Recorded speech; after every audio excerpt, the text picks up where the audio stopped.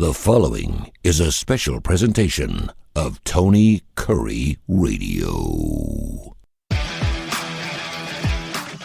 Hey everybody, time to get back together with Tony Kurre after a couple week hiatus. I've been off in La La Land, sort of, with a couple of other personal issues and professional challenges, but glad to get back on the beam. We're going to alter the format just a little bit. And again, I don't want to, and we'll get Tony's concurrence on this, but I'm really looking for more of an opportunity to have a sports platform on the podcast level.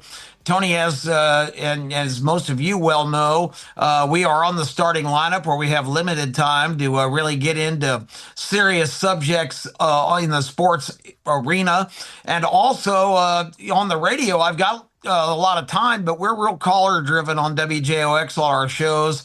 So, I want a place where I can kind of sound off a little bit. So, Tony, if you'll accommodate me, let's see how this works. And again, the rules are not limited to all sports all the time, but, I'd like that to be kind of the predominant focus for now, for the near future. Absolutely love it. I love talking sports with you. Anytime I can get some sports on Tony Kurre Radio, I'm all about it. And of course, I did it for 25 years, so I'd love it from ESPN to College Game Day. It's, of course, the thing we did on Jocks. And first, I want to congratulate the starting lineup for picking the winner of the Derby. Golden Tempo came through. I have to ask you about that. Now, I was at a gig that afternoon, so I couldn't watch it live. I couldn't watch it live. And one of the most probable wins, not only because the horse went off at 23-1, but I did my homework on that, and I felt really good about that. Unfortunately, I did not have any money on that horse, and I wish I had. But that was one of the wildest Kentucky Derbies I've ever seen, and one of the best ones I've ever seen. Well, you know what happens, it's a good place to start because a lot of people, I was at a downtown celebration with a lot of very well-dressed, very well-heeled people who didn't know, I'm just going to say it, shit from Shinola about horse racing. I did find out where that comes from, by the way. I don't know if I ever explained it on the air, but the stupid old-timey cliche shit from Shinola. Shinola used to be, in the early parts of the 1900s, a very popular shoe polish. It was called Shinola. And if you were considered an idiot, they would say, well, this guy didn't know shit from Shinola. There you go. I guess indicating you probably just, rub some of that other substance on your shoes instead of the polish. So I did do research. That's where that comes from. That's funny. But the point is that real kind of upscale crowd really was had some interesting opinions on the race, and trying to watch the race. They were making a lot of noise. There was a lot of glare. So I had a tough time following what was going on. But the bottom line is the Kentucky Derby is such an unusual race because these horses have never been 1.25 miles in their lives. This is the furthest they're ever asked to run. And if you've got a horse that's qualified for the Derby and you know that, with this guy's lineage and his breeding, he's probably not going to be able to get 1.25 miles. So what happens is you get these horses that run balls to the wall early and at an extremely breakneck pace, and there's no way they're going to have anything left in the tank at the end. But if you're a trainer, that's your best chances to try to steal the thing. Yeah. And hope everybody else waits too long and you're too far gone. Well, it never works in the Derby because it's just too far. Up the backstretch, Tony, if you watch that race, Golden Tempo and Renegade, who ended up running 1-2, Golden Tempo first, Renegade second, they were, out of the 20 horses, 19th and 20th. Up the backstretch. Renegade was 6 lengths ahead of Golden Tempo. And Renegade's a monster closer himself. But the race at the end, when you've got all these horses on the engine up front, the other logical contenders, those jockeys get nervous that maybe we can't let them get completely away, so they push their horses. I like the Brad Cox duo, Further Ado and Commandment, who were both in the top 6 turning for home. I was feeling really good about things. But just the pursuit of a fast pace. They didn't have anything left in the tank either. And the first four finishers all came from the bottom 10 to run 1, 2, 3, 4, including another bomb. Oselli, number 22, was 70 to 1, ran third. That trifecta paid boxcars. Big time. Congratulations to you for coming up with Golden Tempo. I saw him win the Risen Star at Fairgrounds back in February and put him on my list because I am so high, and I mentioned it on TV the other day, on Cherie DeVoe. She's already become the first woman to ever win a Triple Crown race when she won the Belmont 2 years ago, and now the first woman in 152 years to claim the Kentucky Derby title. So I also like that jockey, Jose Ortiz. Jose Ortiz. You know the story on him. His brother, Irad, is the best jockey on the planet, his older brother.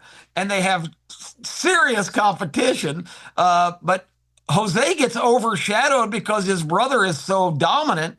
But here's a great story. You'll love this. On Friday, which is Kentucky Oaks Day, that's the big Philly championship race on Fridays at Churchill Downs. On Friday, the Ortiz brothers, there were 14 races on the card. The Ortiz brothers won 9 of the 14 races on the day. Wow. And That's Jose crazy. actually won 5, and big brother champion Irad only won 4. They asked, I love this, there's nothing like the brother rivalry. They asked Jose on the way out, how about that? You and your brother, 9 wins today. And he goes, yeah, but I had more. So, well, and maybe that's why his odds came down a little bit with Golden Temple, because it opened up, I guess, 30 to 1 early in the day, and I saw it went up at 23 to 1. I had an interesting question, info at TonyCurryRadio.net. What do you get paid on? Do you get paid on the closing odds or the odds you got when you went to the booth?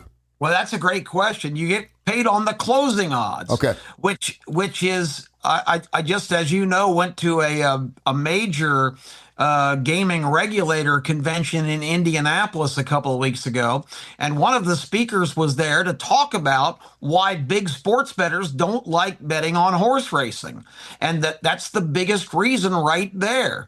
They want fixed odds. They don't want this fluctuating. Yeah. Somebody lays a ton of money on a horse at the last second. He said it's so frustrating. You come up with a horse that's 10 to 1 and you go and make a big bet, and then by the time the race runs and he wins, you look up and he's 5 to 1 or 4 to 1. You should be rewarded for the fact. I mean, it's not about. It's the only sport where you can buy, and your son knows this extremely well. As soon as the odds come out, Case, man, is all over it. That's where he makes his money. When we did the college football show, he was locking in stuff on Sunday after the Saturday games and was getting plus 7.5. And by the time the game went off, it was plus 3.5. You should get something for having the knowledge of knowing something early about a particular horse. If I've got a horse going off 80 to 1 and I'm feeling really good about it, and I put money in on it, 3 weeks before the race, all of a sudden by race day it's 22 to 1, and I've got an 80 to 1 ticket, I would like to get paid on that. But that's because that's one of the reasons you bet on a horse. It's based on its odds. Now, some people obviously, 3 to 2 odds are a lot different than 81. The one thing I did look at, and I was kind of proud of myself, is I noticed that this horse had only run, I think, 4 times. The LeConte Stakes and then the Louisiana Derby. In the Louisiana Derby, and again, you brought up a great point. A mile and a quarter is the first time they've done this race. He did have great closing speed. He was very coming consistently. like a freight train, but he ran third. I actually cashed that day at the Louisiana Derby because I said he had such a perfect trip in the Risen Star to win that. I know he's going to be coming like a freight train, but and that's the other reason too. I did not pick him on top in the Derby. Every play I had was the 2 Brad Cox horses, the 6 and 18, but I had Golden Tempo prominently on my second line because I knew it was he and Renegade that would be coming like crazy, and so I'm kicking myself now because I like both Renegade and Golden Tempo big time, 1 and 2. but I just was skeptical that they would be able to come from us. They were exactly where I thought they'd be up the backstretch, but for the pace to collapse to that extent where they both pulled away and they were comfortably in front of everybody else. So just a remarkable thing, but it's just a different kind of race. And you know what'll happen now? People will over adjust next year, and they'll be putting all the emphasis on the horses they're going to get way behind. And next year, It'll just be one of those years where the pace is moderate and not super fast, and those horses won't get there. So you can try to adjust, but until you see exactly who's going to run in each year's edition of that race, it's really difficult to come up with the winner. All right, so I think this is really interesting. We see this in college basketball all the time, where you'll see a team like Belmont, who early in the season may have been a 30-point dog to Duke, and all of a sudden they make it to the second or third round in the college championship, and all of a sudden they're a 5.5-point dog to the same team they were a 30-point dog because they found themselves. They get better. They get a great guard. They start playing great defense. So with that being said, a horse that went 30-1, ultimately 23-1. Now, what's up with the Preakness, and who do you like early in the Preakness? Well, the Preakness of the three races is the hardest one for a pure closer to win, because the Preakness has very tight turns, and it's not as long. It's only 1.3 miles, which is about 200 yards shorter than what we saw on Saturday, and it's far shorter than what we're going to see in 3 weeks in New York at the Belmont. That's a long mile and a half they go, Tony, which is really a mind-blowing kind of thing, because the Belmont is really the bugaboo in terms of trying to guess what kind of horse going to win, because even the deep closers, that's so far that a lot of times they make a move and then they flatten out even and can't finish the deal. So to have a Triple Crown winner, 3 different states, 3 different tracks, 3 different distances, 3 different surfaces, 3 wins in 5 weeks. It is one of the toughest things in sports to accomplish, and that's why we see it so rarely. Well, the last one was 2018, correct? Yep, Justify. Justify. So, Golden Tempo, can it keep the tempo in the Preakness? We'll go. I mean, one he's race a monster closer, and if he gets a good trip, a lot of times if a closer is going to win the Preakness, he came way on the outside in the Derby, but in the Preakness, a closer's best chance is to kind of run the rail, and Golden Tempo is showing he can do that. The win, if you go back and watch the YouTube video of the Risen Star, he comes he's scraping the paint. He's right up on the inside and running by him. So I think the horse is pretty versatile. His trainer, Cherie DeVoe, is just an up-and-coming superstar. She's been on my radar for several years, and history is in the air. She could perhaps become the first female trainer to ever assault the Triple Crown. Wouldn't it be a huge story? And especially in this time of all this controversy of men competing in women's sports and all that other things, there are some competitions where men and women can square off equally, and this is one of the few sports that arena is open to women. Just from lack of trainers, period. I mean, that's why you haven't seen a woman do as well as you probably should have, and it's well documented that it was about time. I mean, she was fantastic. She's a great trainer, and I think she's going to do really, really well. Speaking of going wire to wire, and that's certainly, by the way, I went back and watched it. Outside the first time they announced Golden Tempo's name, which was like in the first 30 seconds of the race, they didn't mention that horse's name again until 6 seconds left in the race. It was like, where the hell did he come from? That was so good. Because I knew he had won the race before I watched it, which really was kind of cool because I was sitting there watching it and I saw him back in 20. I thought, how in the hell does this horse win this race?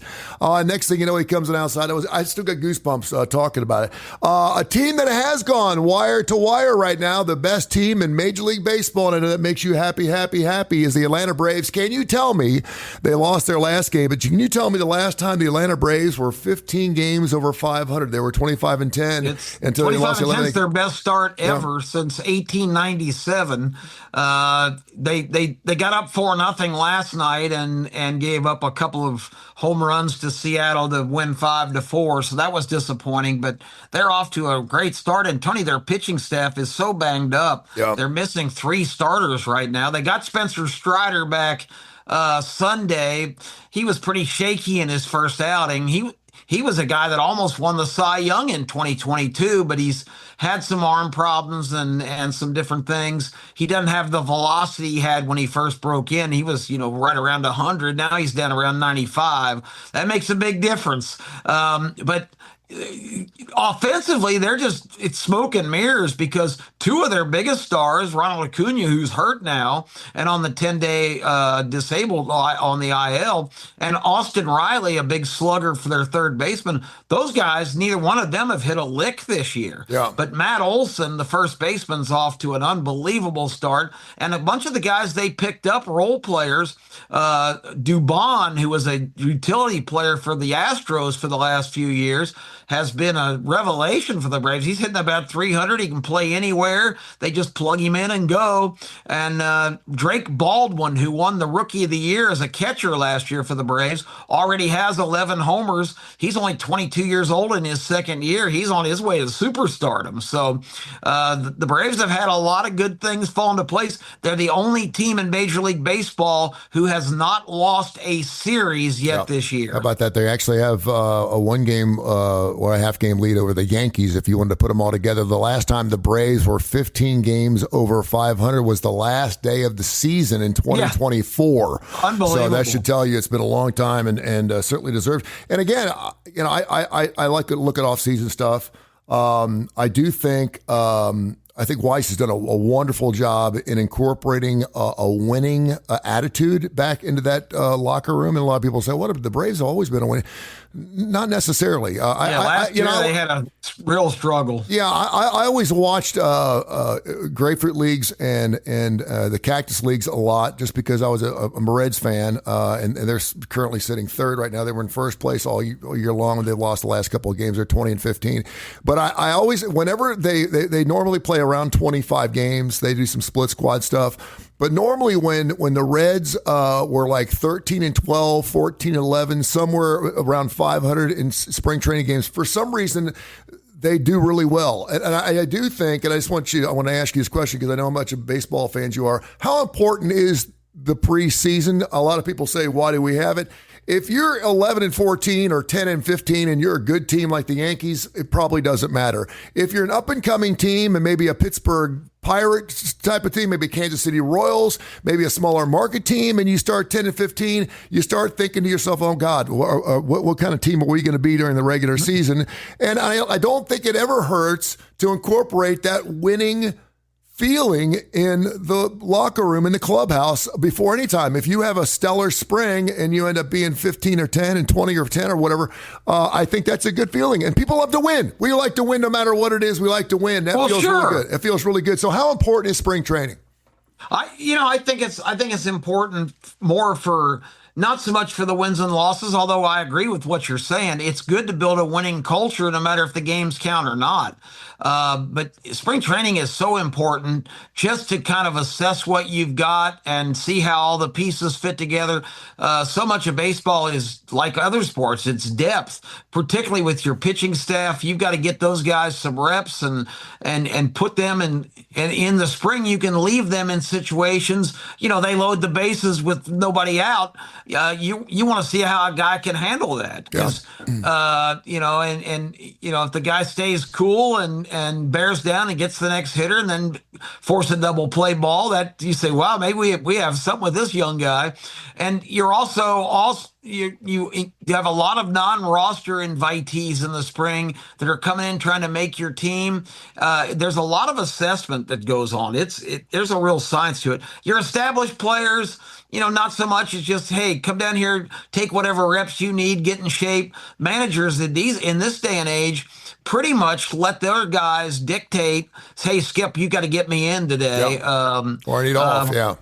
I went down for a couple spring training games this winter in February, and I noticed we saw the Tigers and the Orioles play on a Sunday, and it was kind of cold. The Orioles were at Lakeland, that's the Tigers facility, and the Orioles brought nothing but like B League players. I mean, it was like a Sunday. Okay, all you regulars take the day off. Well, so they give the younger guys a chance. But it was weird because Pete Alonso was in the lineup, and Legend's a huge Oriole fan, and Legend said to me, "Well, he hadn't played in the first couple games." I said, "Well, that probably explains it.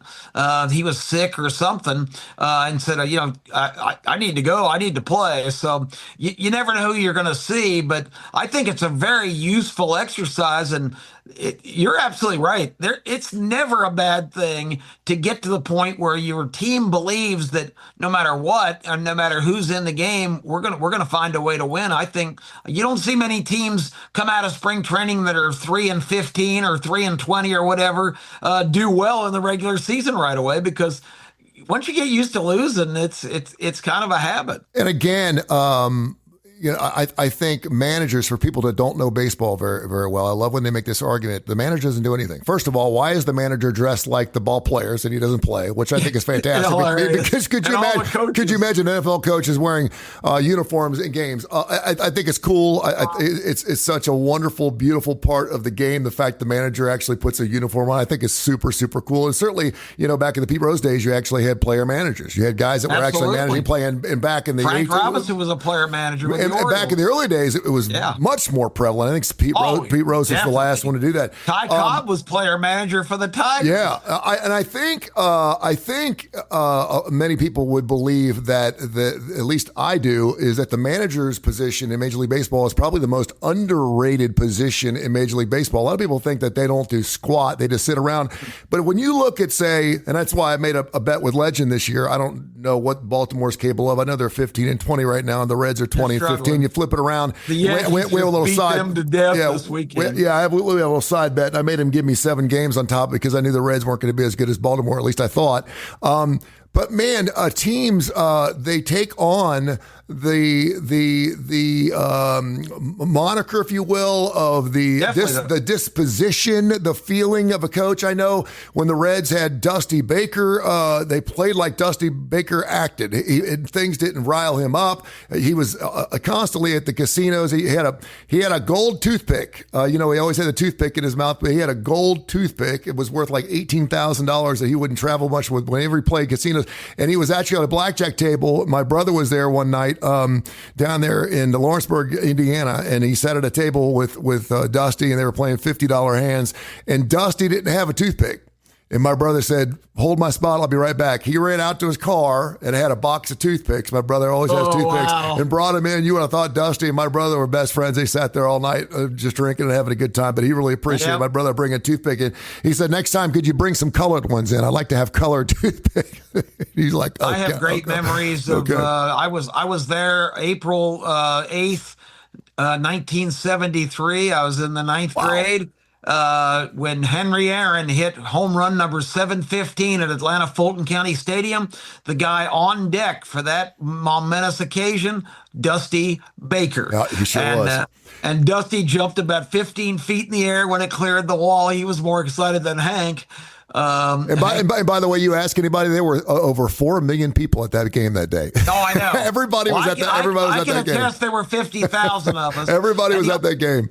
I couldn't drive yet. The only reason I was there was because an older classmate of mine in my high school, a guy named Chris Carr, who I was casual friends with, but we played basketball on Saturdays at the public courts right there, and he knew me from basketball. But me and my little roguish hustling friends, we used to go to every game at the Omni, the Hawks, the Flames, the hockey team, the basketball teams, and we had made an art form out of going in there and hustling tickets to go to games.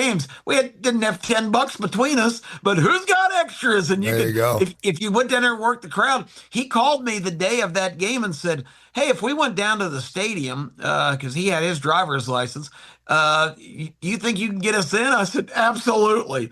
And I think we paid maybe $12 or something for tickets, and we're right behind the first base dugout. So that's a lasting memory. But Johnny Dusty Baker's reaction is something I'll always remember in that game. Let me segue real quick, Tony, because I kind of want to cover this topic while we had a chance this week. I'm seeing a trend that I want to get your reaction to, because I don't think we've actually really ever talked about it, but I find that, in dealing with Legend on TV and radio, Legend's a very lightning rod kind of controversial guy. Mm-hmm. He puts butts in seats. people either absolutely love him or absolutely hate him. There's no in between. And Legend's been very vocal about the Kalen DeBoer contract, the extension of his concerns that Kalen DeBoer is really not a good fit at Alabama. Maybe he's a good coach. I mean, all these concerns, you have to say right now are valid, because I don't know what your opinion is, but I think the jury is definitely still kind of out on Kalen DeBoer. Although, everybody, he's won every place he's been. Tony was 67-3 at Sioux Falls College, which is an NAIA school, and he won 3 national championships. But his major college coaching experience is 3 years at Fresno State, 2 years at Washington, and 2 years at Alabama. Yep. That's awfully early in his development to be assessing, his competence. When Alabama gave him that big contract, Greg Burton issued a statement as, "We believe that Coach DeBoer is on the same trajectory as Nick Saban, as one of the sport's all-time greatest coaches." That's quite a proclamation. Yeah, and thanks for 297 games. And thanks for bringing that. Thanks for bringing that. Coaches love that when the AD brings up something stupid like that. Yeah, it's crazy. You look at what he's done in the playoffs. Certainly the NIAA and the CFPs. He's 124-20 overall. He's 20-8 at Alabama. 28 sounds good. No, it's not. It's not good. That's a 10-4 record. That's not going to be enough.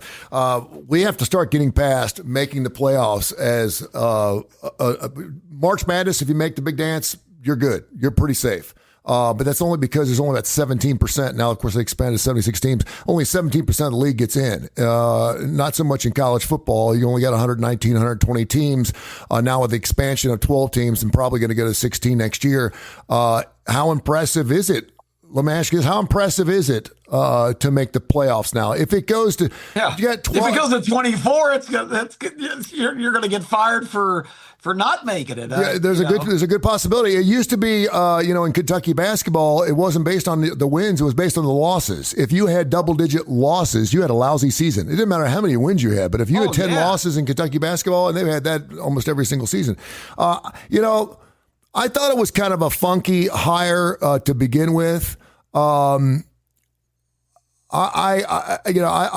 a West Coast guy. This is the SEC. It takes me back to the Mike Price days a little bit in that West Coast feel. And of course, we never got a chance to see what Mike Price was capable of doing. We certainly saw what he did at UTEP, and it wasn't. Yeah, we saw what he's capable of doing in Destin at the coaches meeting. Let's roll. Let's roll, baby. I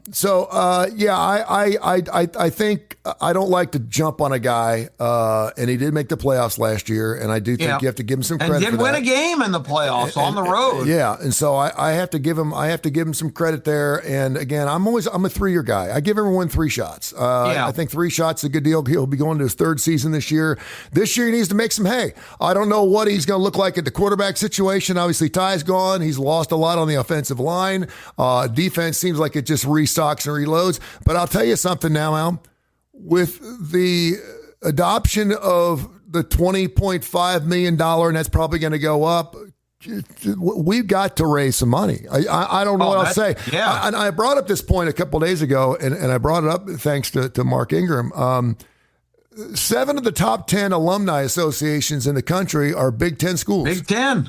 Indiana, who just won a national title. I cannot believe that Indiana won a national title. We're still saying that.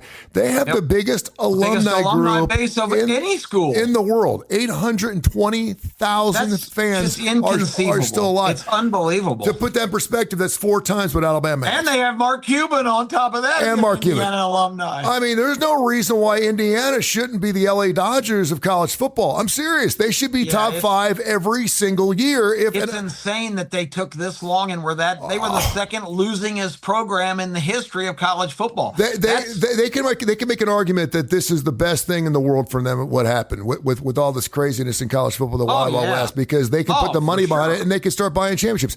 And listen, whatever it takes. If that's the rules, that's the rules. But Kalen DeBoer does not seem to be the kind of guy that's going to go ahead and beat bushes looking for money from his alumni. Well, And again, if that's the problem. And let's say the boosters and the alumni have always spoken the loudest for the longest period of time. If you want an elevator there at Victory Circle, you're going to get an elevator if you got the money. If they don't like Kellen, they're not going to spend the money. He better get out there and start shaking bushes and shaking hands. And I don't know if he's not necessarily. He does not have the demeanor on television, on his K Coach show and stuff. He does not look the kind of guy that you want to root for. Yeah, he's like laid back, and part of his new deal with Alabama is they're giving him some kind of ridiculous travel allowance where they'll pay for his travel because his daughter is playing sports for the University of Washington way out in Seattle. So they're providing a bunch of free airfare. So he's not here beating the bushes and shaking the hands on the rubber chicken circuit to get money.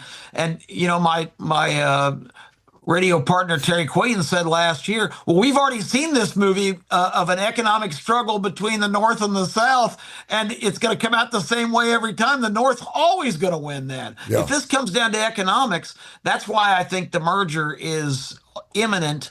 And let me ask you this question on the Alabama front, because I'm intrigued by the fact, because I knew this existed, but I never knew to what extent.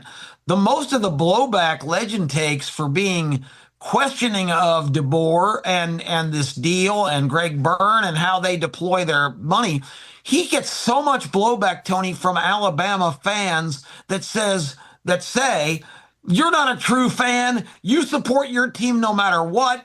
How dare you criticize and declare yourself the greatest fan of the program when you're not even supporting them? It's this kind of blind. What is your reaction to that? Because are you a true fan? I mean, can you not be a true fan of a program and have an opinion on which direction they're going? I think Legend is Legend. I think he knows what pushes buttons. I think he knows what pisses people off. You have to remember that radio is entertainment. Radio is entertainment.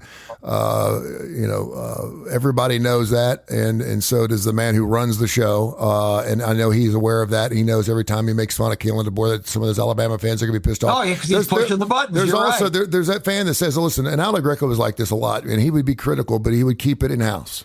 Okay, he would keep it in-house. He could be so I would say this. Now, if Legend wasn't on television, didn't have a radio show, no one knew who he was, when you're a true Alabama fan, you do keep it in-house. You talk to your friends. You're like, we got problems here, but you don't get out and you expound on it and you get on the radio and talk about it because you don't want to make it sound like you're broken. It's much like talking about the crazy uncle.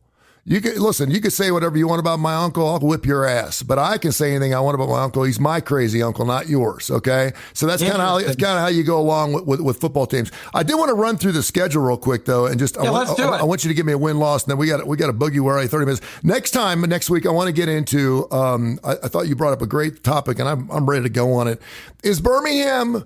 Yeah. A Bush League town when it comes to sport? Are we on the cusp of something great, or are we stuck? Speaking of peer pressure amongst fans, Tony, I get so much criticism myself of that I'm not supportive of Birmingham teams. No. But, I don't even really know how to process that. Yeah. I grew up in major league markets. I can't get excited about spring football teams and D-League basketball teams and hockey teams that play in recreational arenas with 1,500 seats. I mean, it's not a bad product, but it's really kind of an interesting question. Well, you live here and you're part of the community. I'm trying to get out more now and be more supportive. I've got a deal pending with the Birmingham Barons because I do like the affiliations with Major League Sports that they have, and we might be looking at future stars.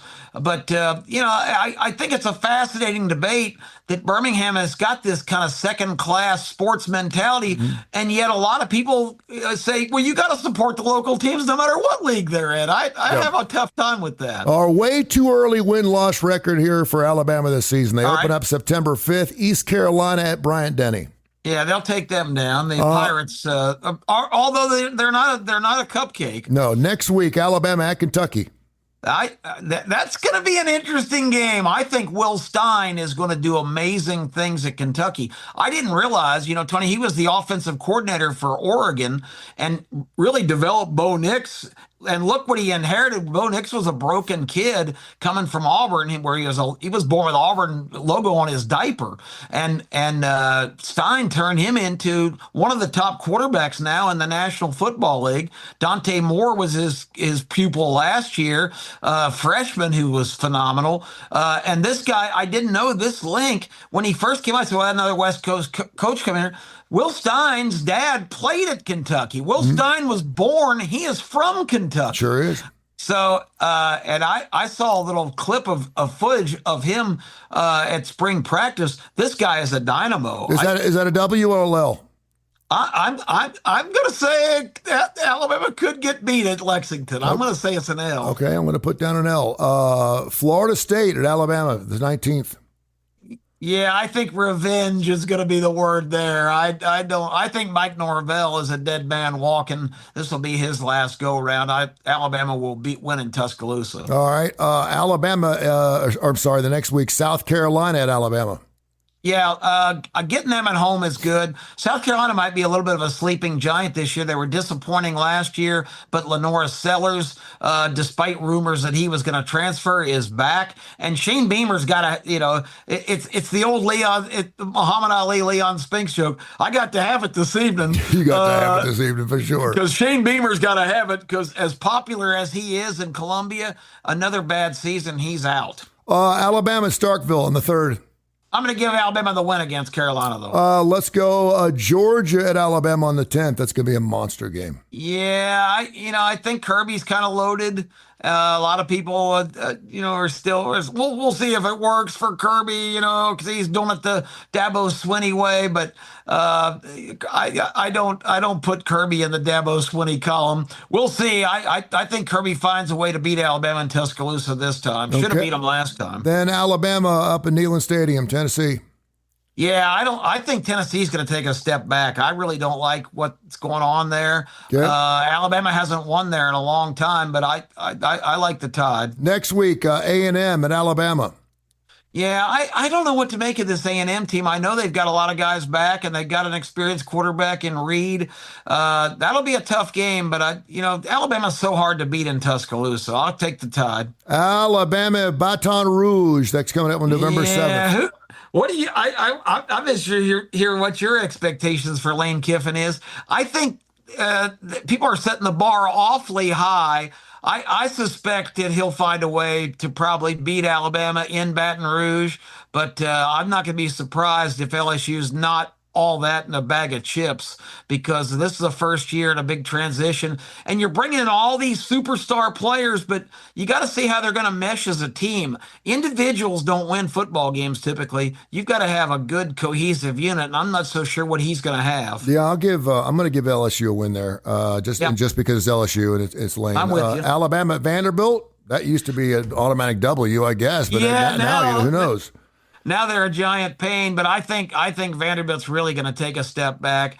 I think Pavia and Stowers, who were both superstars there that came from New Mexico State, they're both gone. You've got the true freshman quarterback who they promised the job, and he decommitted from Georgia to stay home and play at Vanderbilt, Curtis. There's going to be some bumps and bruises. I like the Tide big in that one. The Moccasins at Alabama, that's a win. And the final game is the Iron Bowl is at Alabama this year at Bryant-Denny Stadium. Yeah, Auburn has not fared well in Tuscaloosa since the Cam Newton era. I don't have high I don't know what to really expect from Auburn. It might be a good topic for our next session. Alex Golish, another young coach who I like what I see. I think it's definitely a positive direction for them to go away from the hangdog, you freeze. Well, we're just hoping to make a bowl game. Man, good grief, you set the bar high. Let's go 6-6. What a mess that was, man. What a mess that was. Thank goodness Hugh Freeze has gone down the road. I'm not a fan. All right, we give them the victory. Give Alabama victory. You know so what? What's that? 9-3. 9-3. Right where this is starting to feel like a Tommy Tuberville type of thing. Remember, Tommy was always good every single year. If you could put it in spades, Tommy was always like 9.3 and 4.1 against 4. It's always 8-4, 9-3. rarely did he get the double digits. When he did, it was usually good enough to get a bowl, but not a New Year's Day bowl. Yep. If he got to 10 victories, and he was just always good. And, for a long and he time. beat Alabama 6 years in a row. Yeah. I mean, do you believe that? Do you believe that? Remember him going off the field? Oh my gosh! Yeah, where's the next thumb? I mean, you look at that. I still cannot believe he won 6 years. But I mean, with the fact that he won 6 years in a row, and the fact that you knew what you got with Tommy. You knew, guns up. You knew that he was going to bring in 8, 9 victories every year. He's probably going to lose one he should win. He's going to probably lose one he should have won. Won. And it's just, but I don't think 9-3 is going to be. I don't know if that's going to be good enough to get you in the 12. In the 16, it would. But in the top 12, I'm not so sure if that's a playoff team or not. That's going to be interesting. They'll be right on the cut line again, just like last year, because a lot of people still are questioning the fact that they got beaten so badly in the SEC championship game.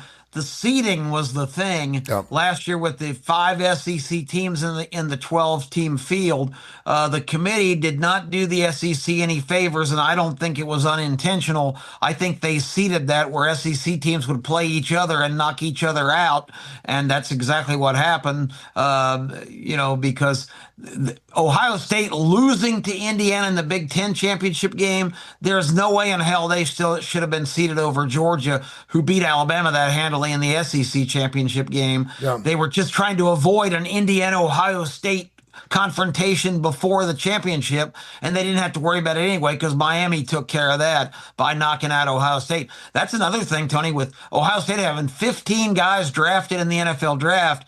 What a bad coaching job. That reflects on Ryan Day with all of that. What did he have? 4 in the first round. How does that guy lose his last 2 games and get knocked out of the playoffs? And worse, I mentioned Dabo. Dabo had 11 players from Clemson drafted in the NFL draft. That's amazing. 5 players in the top 3 rounds. Dabo Swinney last year, 6 wins, 7 losses. A losing team with 11 NFL drafts. That's almost impossible.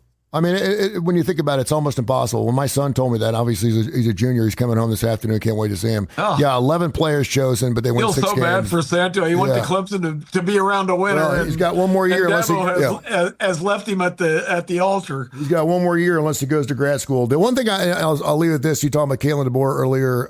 It's not exactly how you lose, or it's not whether you lose, it's how you lose. Oh God, Bama can't. Kalen cannot afford another 35-point loss to anybody. No, they did it to Indiana's past year, and I know they won the national championship, but that was embarrassing. Even true Alabama fans who espouse all of that, you got to stick with your team. You will hear them privately say, "But I still can't believe how we quit in that game." Yeah, and they did. In the entire Saban era, I don't think I ever saw an Alabama team just throw in the towel like that team did. And they did. Brother, thank you so much. It is Keefer and Kurre Sports with every single week right here on Tony Kurre Radio. Also, wherever you get your favorite podcasts, we're available all over the place. You can hear us live on our YouTube channel, Tony Kurre Radio, and, of course, on the Keefer and Kurre Sports tab. We'll go ahead and make sure that's up for you later this afternoon. Thank you, my friend. I will see you in television land this weekend. Here, the starting lineup again. Football season will be here before you know it, 10:30, 11 o'clock on ABC 3340. Take your bells for picking a 23-1 Derby winner. There you go, brother. Bone to bone. If you listen, you cash. Appreciate you, man. This has been a special presentation of Tony Kurre Radio.